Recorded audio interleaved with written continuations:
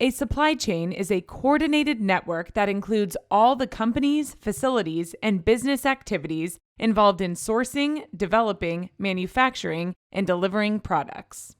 A digital supply chain is a set of processes enabled by and automated in software that increases visibility and control along the different steps of that coordinated network. This enables businesses to make better decisions about the sources of materials they need, the demand for their products, and all of the relationships in between. In a traditional supply chain, items travel linearly, with each step dependent on the previous one. A delay in a subassembly or shipment along the way may not be discoverable for days or weeks, resulting in missed deadlines and unhappy customers. A digital supply chain integrates internal systems and data with external information.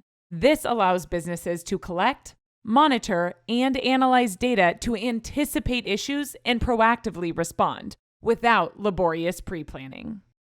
Companies committed to a digital strategy are able to optimize all available supply chain assets, control costs at each step, and deliver items to customers on time and to specifications.